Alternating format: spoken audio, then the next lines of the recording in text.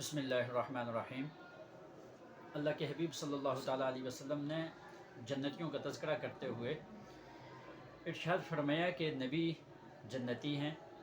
صدیق جنتی ہیں، اور شہید وہ بھی جنتی ہے، اور وہ بچہ کہ جو بچپن میں انتقال کر جائے وہ بھی جنتی ہے۔ پھر آپ صلی اللہ تعالیٰ علیہ وسلم نے اس سے آگے ارشاد فرمایا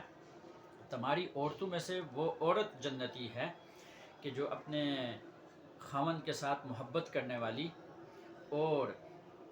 اپنے خاوند کی نافرمانی کرنے والی نہ ہو، اور ایسی عورت کہ جو اپنے خاوند کی فرمانبرداری اس اعتبار سے کرے کہ جب اس کا شوہر اس سے ناراض ہو جائے وہ اس کا ہاتھ پکڑ کر اس کو یہ کہے کہ جب تک آپ مجھ سے راضی نہیں ہو جاتے میں اپنی پلکیں نہیں جھپکاؤں گی۔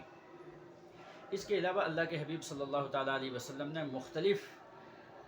ارشادات فرمائے ہیں جنتی عورتوں کے بارے میں۔ حضرت ابو ہریرہ رضی اللہ تعالیٰ عنہ سے روایت ہے، فرماتے ہیں اللہ کے حبیب صلی اللہ تعالیٰ علیہ وسلم نے ارشاد فرمایا جو عورت یہ کام کرے اس کے لیے جنت کے 8 دروازے کھول دیے جاتے ہیں۔ 5 وقت کی نماز کی پابندی کرے، رمضان شریف کے روزے رکھے، اپنی عزت کی حفاظت کرے اور اپنے خاوند کی فرمانبرداری کرے۔ ایسی عورت کے بارے میں فرمایا کہ جنت کے 8 دروازے اس کے لیے کھول دیے جاتے ہیں۔ پھر اللہ کے حبیب صلی اللہ تعالیٰ علیہ وسلم نے یہ بھی ارشاد فرمایا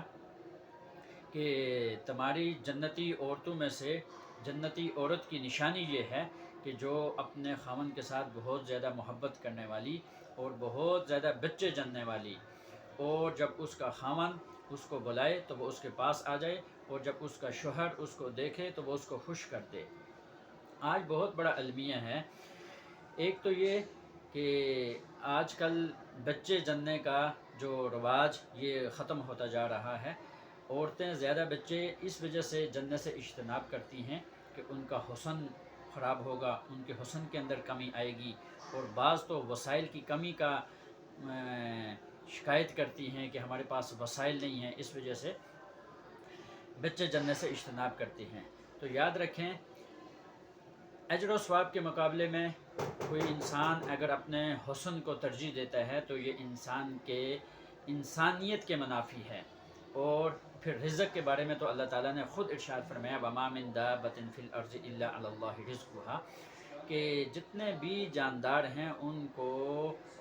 رزق دینے والی ذات میرے اللہ کی ہے۔ لہذا اس وجہ سے اگر کوئی عورت یہ بچے جننے سے اجتناب کرتی ہے تو اس کو ذرا سوچنا چاہیے۔